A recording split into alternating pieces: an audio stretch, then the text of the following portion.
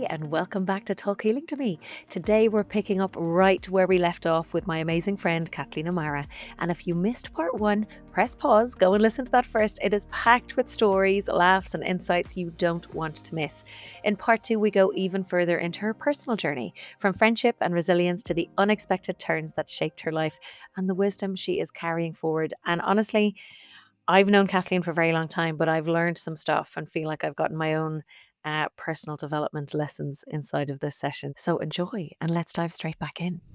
This podcast is for educational purposes only and is not medical advice. Always consult your doctor. Views shared are personal and not a substitute for professional guidance. How do you balance facts and emotions and urgency to get people to Mm. listen? By telling the story in a Mm, compelling way. And that's one of the things that I teach people to do. In fact, I did some webinars on it, particularly during COVID, how we don't tell the story enough. And the compelling story is the most powerful tool you have. Media pays attention to it, and maybe sometimes it gets cliched, but if a story is told powerfully enough, and I mean, public affairs, politics in Ireland, social history is is dominated by individual stories. Vicky Phelan, for example, stands out. We think of people like Vicky Phelan, whose story changed the world, changed Ireland, and changed the world. A story changes the world. and Savita Halappanavar. Savita Halappanavar, yeah, Mhm. Yeah. changed the country, resulted in a referendum. So that to me is where emotion and science all meet. And the trouble is that a lot of charities and people who work in charities feel that they need to make the argument with data, science in some cases, but mostly with data and arguments based on data. People don't hear that. And you end up sounding like an expert or a robot. Forget that. Tell the story and tell the story powerfully. Um, And I, in the shower in the morning, listen to the radio, shouting at the radio, saying, tell the story for God's sake. I don't need to hear any more percentages, any more numbers. Numbers we get immune to. When we hear the homeless figures at the end of every month, it's just it's normalized by now. But yeah. when we hear the individual stories, that's different, far more compelling. It's a great point. It's a great point. Speaking of individual stories, let's talk about yours a little bit more because that's who we're here to chat Yeah. about. And thanks for sharing what you've shared so far. You really have juggled intense public roles, and you mentioned raising your children a couple of times, and navigating those years without losing yourself. Like I really hear those very pointed decisions. Okay, I was Mm, at this point, I recognized where I was, and I needed something else, and you took those, which is phenomenal. And like you said, those things opening up to you, they open up for some people, and of course, for some they don't. It doesn't become as obvious. And hindsight, of course, is always 2020 vision. But you mm, you lived through a relationship breakdown, and you found mm, love again, and felt a mhm. new chapter with Colin. What did you learn about yourself during all of those transitions? Well, one of the big things I learned is I can be alone. You know what I mean? I can do it myself. Because when I met my first husband, I was 19. I was just turning 19. And I had come from, as I mentioned earlier, I would say a very sheltered family environment. So, and a very sheltered living environment, really. And and I'd never lived alone. I'd never lived alone. And I had to face that extraordinarily. I had to face that in my 40s, probably. Yeah. And yeah, in my 40s, and it was scary. So it's extraordinary. So what I learned is I can do this. I can be an independent woman. And really only by doing that and being very clear on who I am for myself could I then be available for another, or shall we say, a successful relationship for the Yeah. future. And also to know that you go through pain and pain ends. Pain teaches, but pain ends. It does. Yes. It does end, yeah. Yeah. And, you go through tough times. And I think the other thing I learned is not to go through it on my own. It's so easy to just kind of, just try and get through it on your own and not really share what you're going through. Mhm. So it really works. I mean, I have 5 sisters, and in fact, 4 of the 6 sisters are divorced, which is which is interesting in itself. But we understand, we have obviously an empathy and a sympathy and a genuine lived experience and understanding And of what probably it a actually means. celebration as well, though, as well. I mean, sometimes when we hear the word divorce, it Mm, can conjure negativity, but for me, and I know I wasn't married, but that was the biggest breakthrough for that's when my life actually Absolutely. started Yeah, properly.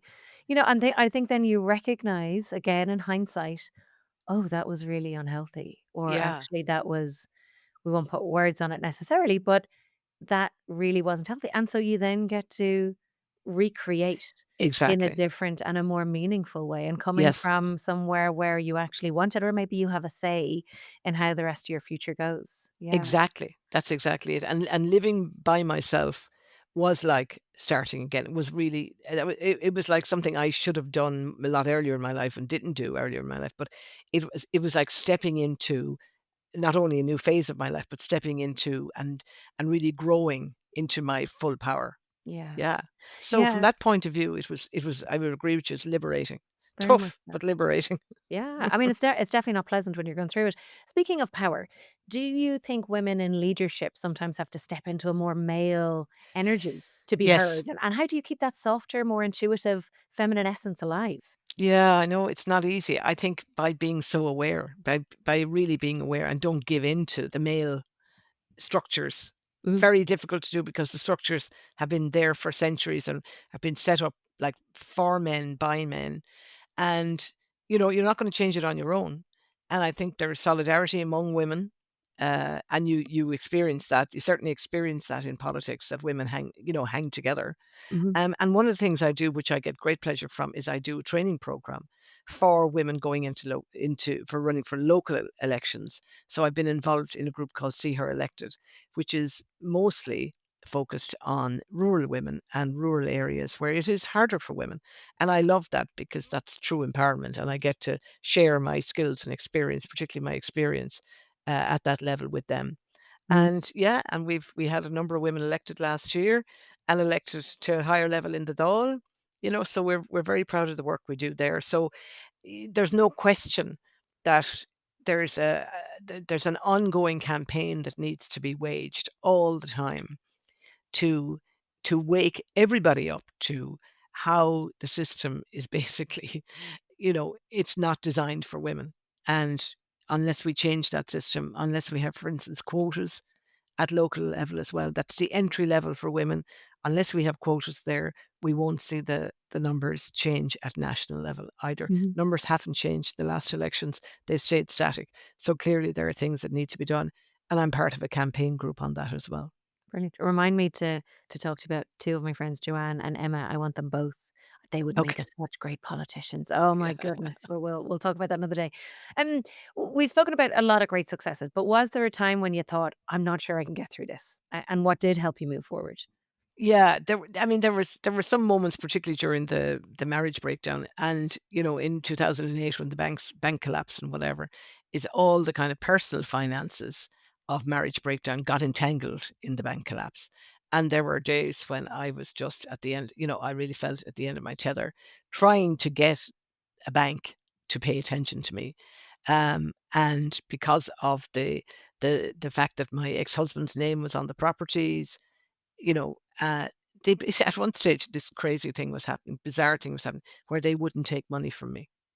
The bank would not take money from me to pay the mortgage. So the mortgage was going into more and more and more arrears, and they wouldn't Wow. take I know, it's bizarre. I mean, there were a lot of bizarre things happening then, and in many cases, the junior staff in the banks didn't know what to do, Mhm. and they were badly led. So eventually what happened was, and I think because I made such a fuss and basically became a pest and an unbearable person turning up in the bank all the time, they put me in touch with this. They had taken on a retired manager, a recently retired bank manager, and they'd given him the difficult cases. And I went in to see him. I was thinking about this recently. I went in to see him in his corner office in St. Stephen's Green. Lovely office. Now, not a big one, but just a very nice corner office where you could see out to Stephen's Green.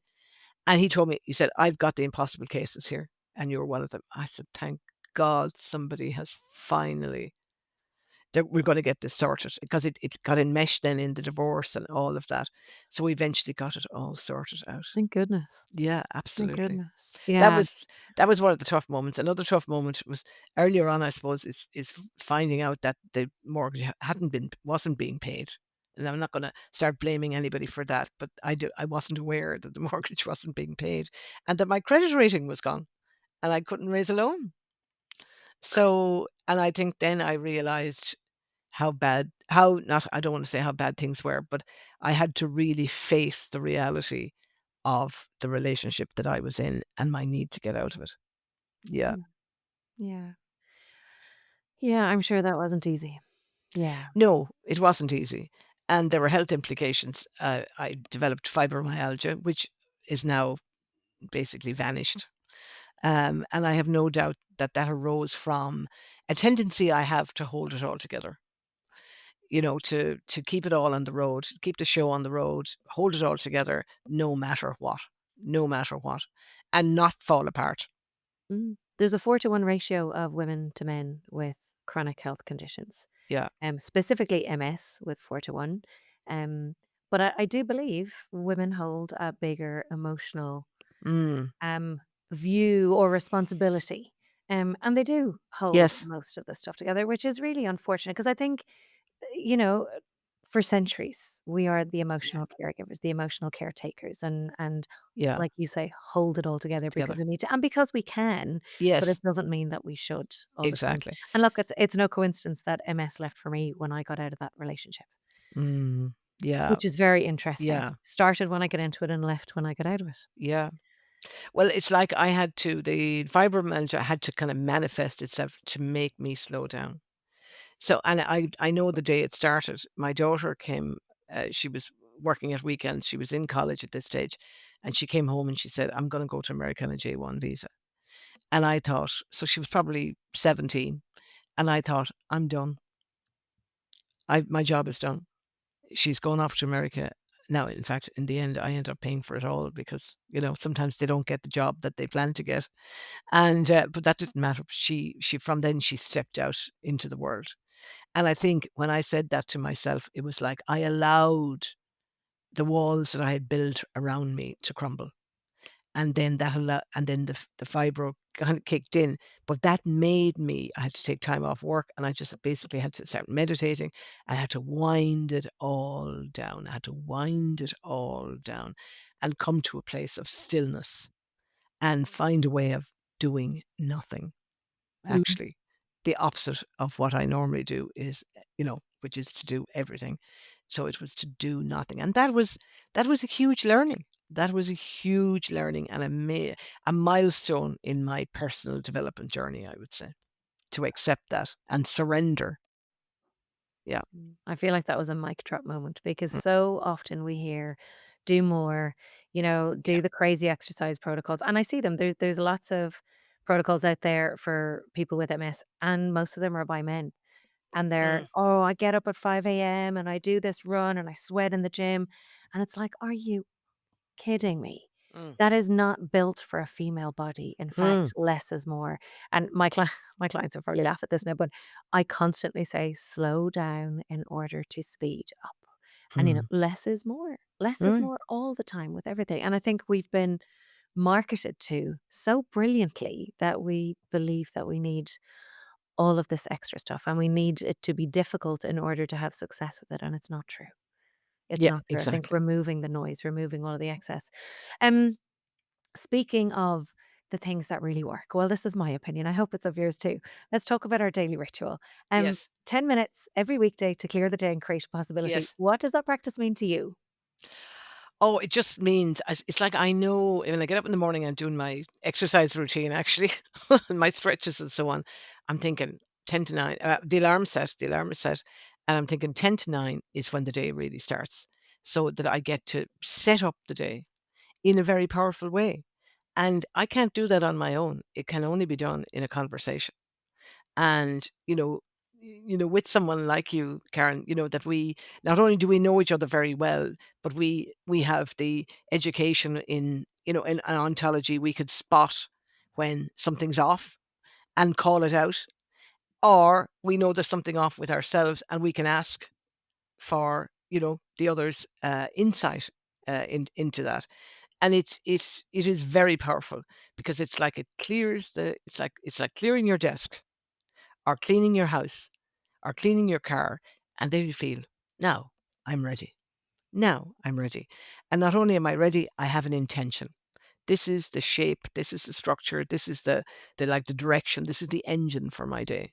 Yeah, I love that. And for anybody, Mm. like, that's listening, I invite you to pick somebody that you trust, without judgment, and that really is up to something, right? Who is aligned with what it is that you want. And Kathleen, are you okay if I share what it is that we Mhm. do? So we come on and we have 5 minutes each. Um, and we'll say whatever's there. And it might just be, oh, here's what happened yesterday. And or it might be, this is playing on my mind, or it might be I'm whatever it is stuck that's going about on. something. Yeah. Or for me, it might be like, no, listen, I just had an argument with Noel about this. And yeah. But do you know what's really great is it is that safe space, as cliched as it sounds, is that safe space to go. And Kathleen, you said to me before, Karen, get off it for God's sake. Or Yeah. it might be the other way around, or I'll say, have you thought about it this way, or whatever it Yeah, might yeah. be. So it's someone that's because sometimes we all have friends that we'll go to for different things. If I'm worried Mm. about money, I might talk to someone. So if I'm thinking about this, I might go to that person. But this space, it's like bring everything your whole life to. And I think because Mm. we've gone through, a lot of the same Mm. training with leadership and personal development, we have a listening and a technology to be able to spot something that's going on underneath the surface. So we Mm. might be saying something on the surface, and then it's like, actually, what's really going on? And been able Mm. to call each other out on that. So having someone that you can really trust to have your highest good and highest benefit is the biggest gift. And then we finish off with a possibility for the day. So it might be a possibility of being a force of nature or being love or being grateful or whatever it might be. And we both have that 5 minutes. We cut it off and it's like, go have a great rest of your day. I'll talk to you Mm. soon. See you tomorrow. Mm. And then you show up and it might be a celebration of something, or it might be, I'm having a really shit day. Mm. Or I'm really off track and it's getting clear again. But it's yeah, I think coming up to 5 years. My Mm. goodness. Every day. I mean, I don't know that there's anyone who knows me more than you do at this point. I know Noel sometimes because I sometimes, we're off work or whatever it might be, and I'll be getting up out of bed to go, and Yeah. if you're in a shipment, I'll come back in, and all of a sudden it's like, "Morning." You're clear. Yeah. You're absolutely clear. Was there a time when one of those calls completely shifted the approach to your day? Oh, several times. Several times. Let me try and think of yeah, but like that, I get up and there's something going on in my head, and it's usually something from the past that has kind of, grabbed hold of my headspace, or even something like, this week, writing a tender document and getting stuck, like I can't move on this, and I have an opinion on it, and you said, express your opinion, put that in there, and that made all the difference. Mm. That made all the difference. Yeah. Yeah, Yeah. my the common one that comes up with you because look, when you are doing a job like this, and I have a love-hate relationship with social media. Like I want to help those who want the help, but I don't want, and I'm minding my words. I don't want to be seen. I don't want to be out in the public eye. I don't want to be Mm. on social media, and I don't like it. So I Mm. have this weird, and I'm sure most people do that, are on social media. I know I'm not special in that sense. I'm sure most Mm. people have that with it. But there's been so many times where you've been like, get out there and put it out there and don't be afraid to and show up and tell, whatever you need to. Mm. And that has been, there have been so many days where I've questioned myself or Mm. questioned, oh, that's going to be, or I don't want to do it. And, Mm. and I've gone ahead and done it anyway because I've had those words in the background or the kick in the arse. Mm. So thank you. Really, really thank you for Well, that. thank you. Yeah. So our friendship started with an argument. Yeah. I need to say where I am now, where I'm going next. This episode of Talk Healing to Me is sponsored by Clean Boss, created by Joy Mangano, the legendary inventor behind the Miracle Mop and a pioneer in clean innovation. Clean Boss is a botanical disinfectant that kills 99.9% of viruses, germs, and bacteria. It's safe for food surfaces, soft surfaces, and baby high chairs with no toxic ingredients and no rinse required. It's also a degreaser, odor eliminator, and all-purpose cleaner that works as hard as the chemical heavy stuff without the health risks. Check it out at getcleanboss.com/Karen for a clean, better, and living safer life. Yeah, go on, go, sorry. Yeah. Which is I'm now taking on my creative writing. So this is opening up a whole new phase of my life and something that I've put off for years. and, said, "Oh, I'll eventually get around to it." And when COVID hit, we were landed in at home, I said, "Right, I'm gonna find myself some workshops. I'm gonna find myself some writing workshops." And the space of creative writing is like another world to me. It's like another universe, and it's allowing me to give expression to something very deep and very profound. And I intend it to be a contribution as well to to tell stories and to write poems. And now the great breakthrough is that I've been accepted into the Masters in Creative Writing in University of Limerick down the road. So I'll be doing that part-time over 2 years, starting on the 8th of September, and I am so excited about that. It's like nothing I've ever done before, but I feel like I'm stepping into something that I have always wanted to explore and just put off. Mm. So it's so great to be doing that now, And that's purely for you. and it's purely for me. Mhm. Yeah, Yeah. and I hope it'll be for others as well because, I at one level, I kinda feel like I'm being very indulgent, but when I share my work, and I wrote a poem after my friend died 2 years ago, and the family, and it was purely from the heart. It was so much from the heart, and the family just loved it, and they shared it all around, and it really meant something to them. And I also wrote a poem called "How to Lose an Election," which is quite a unique poem. Not many people could write that poem, but I And it wrote was it on again. RTE? And it was on RTE. It was Yeah. broadcast on Sunday Miscellany on RTE Radio 1, which again was one of my things that I have had an ambition towards. And so, yeah, so I feel like I'm stepping into my, like my being as a writer, my self expression as a writer. Beautiful, Kathleen. Well, if I might, I remember one of the it's not one of your first short stories, but it's the first short story that you shared with myself Yes. and with Sukarti, Yeah. a couple of years back, and I was struck by it, and it stayed with me, and, of course, I asked if I could share it with Noel, and you Yes. very graciously said yes, but both of us kept pestering you to write more of it. Because it was so beautifully written, and it was even poetic in Mm, how it was written, but it was a really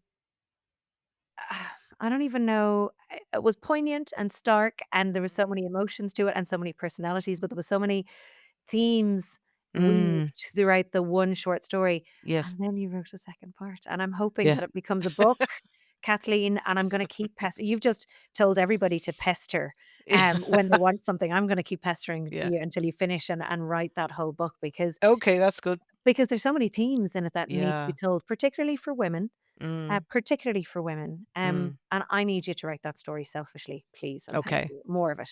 All right. Fair enough. I'll agree Maybe to that maybe you'll come back on and be interviewed again when I've when published you the novel. finished it. Yeah, that can be your yardstick. Okay. Well, congratulations on getting into You Well. That's Thank you. marvelous, marvelous, Mm, marvelous. I do want to go back to us starting our friendship having an mm. argument, which was very funny because I really Yes. didn't like you at first, Yeah. And I and didn't and I like you. and I thought, interestingly, when I look back on it now and reflect, I think I was intimidated by you because I thought, here's a strong woman. And I think I tried to fight you a little bit, which is weird. And I feel embarrassed saying it now. But it was over because both of us were in a leadership program at Mm. the time and we became buddies. And I was like, I don't want to Yeah. because you scared me a little bit. And then you did something that I didn't agree with. And I called you out and then you got annoyed at me. And you might have Yes. a very different view of this, by the way. And then once we I can't even sorted it remember out, what we argued about, but, oh, I was saying you were acting without integrity in the lead up to okay. something. I Well, was I think I was a bit intimidated by you because, see, you're the kind of many ways personification of like the like from when I went to school, from the country. So I'm the country girl, and the girls in from town were, you know, beautifully turned out. They look, they look far better than I did. Their nails done, the hair done, and I was like intimidated by their confidence and all that. I think that might have been there for me. And of course, on the other side of it was, oh, she's just one of those ditzy ones. What's she doing in this work anyway? She's just pure ditzy. I'm serious about it, but she definitely isn't. oh, we know. Oh, it's and you know what? That is the funny thing because I am a messer. And it's interesting because a lot of people would know me as a messer, but then it's like a Yeah. very serious side to me as well. I kinda dip between both, and I think that's probably what I like about myself the most is that I can be Mm. serious when it needs to be, but I'll absolutely take the piss and mess Yeah. around and have a bit of fun with it too. That's really funny. So I think we probably had about 2 or 3 weeks anywhere where we despised each other, and Absolutely. And then and Claudia had to say to us, come on. You know, get torture, off it, you two. torture You're stuff. behaving like teenagers. I know. I remember asking, could I change Yeah, that's accountability buddies? yeah, Oh my goodness. I'm so glad yeah. Claudia, who was and I must interview Claudia as well, um, was the strong leadership Mm, position that she was and said, "No, mm, sort it out." And look at us mm. now. Look at us now. What is the lesson in that? What's the learning in that? Maybe lean into the discomfort or lean into what it is that's irking Yeah. you And and then also check in with your listening for people. yeah, Do you know what I mean? Just check in with, well, why am I judging that person like that? yeah, What's that? That's over here with me. So what's going on over here? You yeah, know, that I'm judging that person yeah. and putting them in a box. And I probably thought you were too serious, and Yes, I I'm kind of not gonna be am. able to yeah. Kind of am. Yeah, but I that's like to okay. be impressive. So Yeah, people tell me I'm impressive. So I work on being impressive. yeah. And And I I was think never a messer. Never. I was never a messer. I think I like to shock people. I think I like people to Yeah. think that I'm a messer, but remove the messer and Yeah. how I wouldn't think of you as a messer. I wouldn't relate to you as a would you messer. not? No. Okay, well, that's good. Good, good. Yeah. I must check my own listening of myself. Um, so in your view, what is the secret to keeping long-term friendships alive? Through because we've all gone through. I mean, you were working on a job when we started our calls and then you went into your own business. Now you're going to UL. And we do. There's what do they say about friendships? There can be a reason, a season, or Mm. a lifetime. And I hope that we're a lifetime and not just reason or season. I think we've proved that having Yeah. calls every single day. But what is it? Because there are friendships go through, Yes. what is it? Something and troughs? I think Peaks and it's troughs? I think it's communication. Now that's the kind of bit cliched or whatever, but I think within that is listening.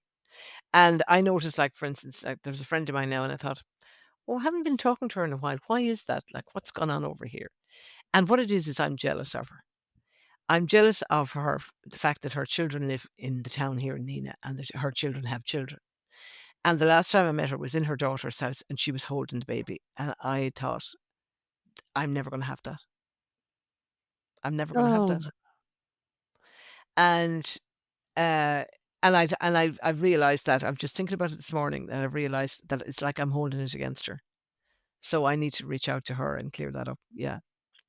well, isn't Yeah. that really generous of you to, have that self-awareness, but then to also Well, really not own really, that? because I know if I don't, it'll just kind of, pick at me. Yeah. And she's a great friend, you know what I mean? And she has been so good to me, and she's someone I'd call on, like, in a crisis, you know? So, yeah, I'll call her onto the daughter today, and I bet you anything that she'll be there at the same time. I think yeah, I think I think friendships can go through phases as well. I reached out to somebody that I was friendly with in my university years, right? And so we hadn't been in touch in well over 20 years, and I reached out to her, and we met. And after we met, I thought, "No, we've both changed too much." You know, the foundation isn't there anymore. We're both very different people. Or maybe she wasn't the person I thought she was, you know what I mean? Or I'm not the person I thought. And also, you're a very different person in your 60s than you are in your teens or Mhm. in your early 20s was when we knew each other. The circumstances are different. So I think friendships can go through phases, and sometimes life brings people together as well. Yeah. I mean, I made a new friend recently, and I'm always up for making friends. I was at an event. It was a very interesting event, and my friend who was organizing it, that's why I was there. She said, "Oh, if you're driving back to Nina, will you give Roberta a lift?" I said, "Yeah, no problem." So this woman, Roberta, sat into my car, and we talked for half an hour, and we had so much in common, and we had so much to talk about. And in the short weeks since then, we've become fast friends. Oh. Isn't Yeah, that lovely? it is. Yeah. So I came home and I said to Colin, "Oh, I made a new friend today." So it shouldn't end. It doesn't end. I'm always on the lookout for a new friend. Yeah. Always. That's gorgeous, isn't Mm. it? Because there are you'll have different friends with different interests and different groups of friends, Yes, for different yes, things. Yeah. yeah. Yeah, that's wonderful. Yeah, it's one Wonderful, of the wonderful. I think it's one of the great things about my life is the amount of friends I have in my life. And Yeah. I know that I've created that and I'm very proud of it. And Yeah. I work on it. I reach out to people, I ring them up, and I don't listen to the voice in my head that says they don't really want to hear from you. I'll leave a voice note and if they don't want to ring me back, they don't want to ring me back. That's fine. Yeah. Yeah. I love that. That's a really lovely take on friendship. Thanks for sharing that. Yeah, that's very liberating hearing that. I definitely find I carry all sorts of guilt because I feel like I don't, and that's on me. I feel like I don't spend enough time with my friends because you get Mm. busy with work and kids, and I can do Yeah. all, I can Yeah, put but see, all I of have the time. I have lots of time. I make time, but I don't have kids here, you know, and I've freed up more time in my life now as well, yeah, particularly over the summer. yeah. I think I have to give up the guilt and actually just make the contact. Exactly. Yeah. Yeah. Well, when Thanks. I came to, when I arrived back in Nina full time and working for myself and here at home, I knew that if I didn't reach out to people, that I'd be in big trouble. I'd have no one, and I'm an extrovert. I need lots of people in my life. And I need the energy of others. So I made it my business. I actually had a list here beside the desk of all the people, all women actually. Well, not all women, one or two men, and who I would, on a kind of a continuous basis keep in touch with. Isn't that brilliant? Mm, absolutely. If you're committed to something, there needs to be a plan. I'm gonna put some up on my stick on whiteboard after this Yeah. podcast interview. Thank you for that. We're gonna jump into our quick fire round. Are you ready for that? Okay. All right. So there's 10 questions. The first one is, if you followed your childhood dream, what would you be doing now? I'd be working in RTE as a political correspondent. Oh, I love it. I love it. I love it. Okay, brilliant. Second one, what advice would you give to your younger self? Keep going, you know, take every opportunity, keep an eye out for the hole in the ditch and jump through it. Uh, oh, I love it. That needs to be on a t-shirt. Yeah. Who inspires you the most? Oh, Mary Robinson immediately comes to mind, yeah.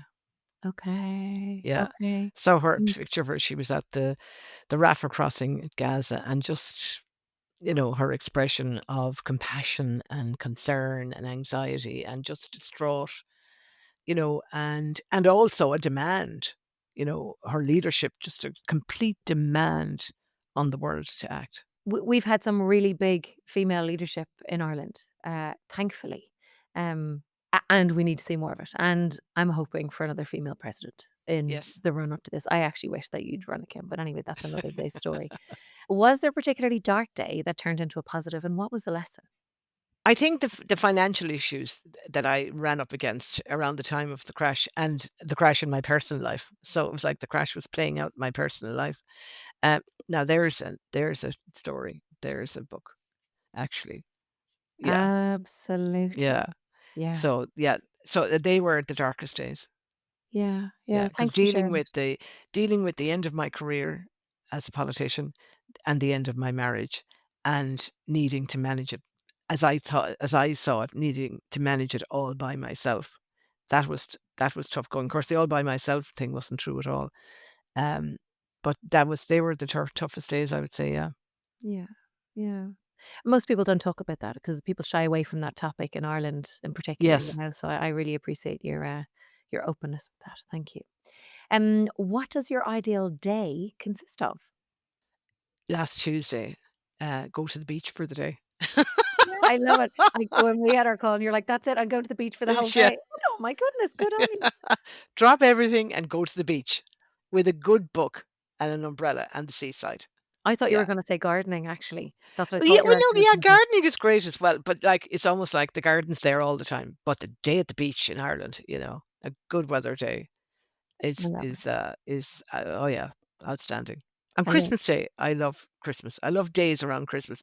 Not so much maybe even Christmas Day, but the run up to Christmas. Yeah. the Usually have a goose as preparation. well, don't you? I have goose, yeah, Yeah. yeah. So Well, all those kind of traditions and rituals around Christmas, I love that. it's a perfect segue into my next question because if you had a roast dinner, would you eat your favorite thing first, your favorite thing last, or a little bit of everything together? Oh, a little bit of everything. Why Same, not? same. That's the question that Noel and I got started dating on because I had that in my dating profile.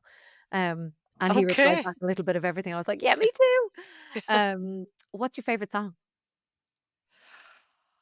I was watching TV or a series last night, and a guy sang "River" by Joni Mitchell.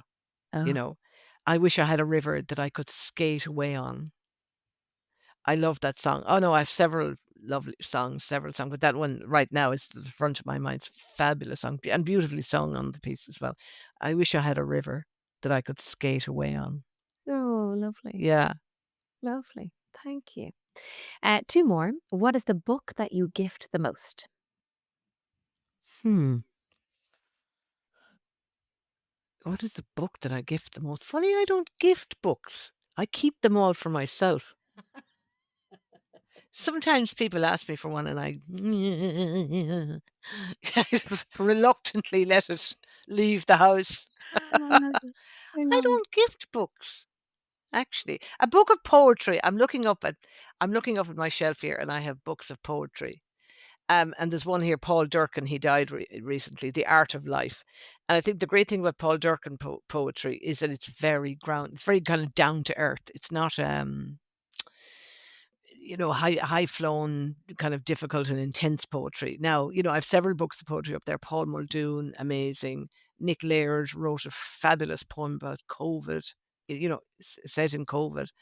So it's very hard to pick out a book. But I think John McGahern's "That They May Face the Rising Sun" would be one of my outstanding favorites as well. Yeah. Oh, I feel like I just got an education on good books to buy because I don't know any of those. Well, I can So give you a thank you. list.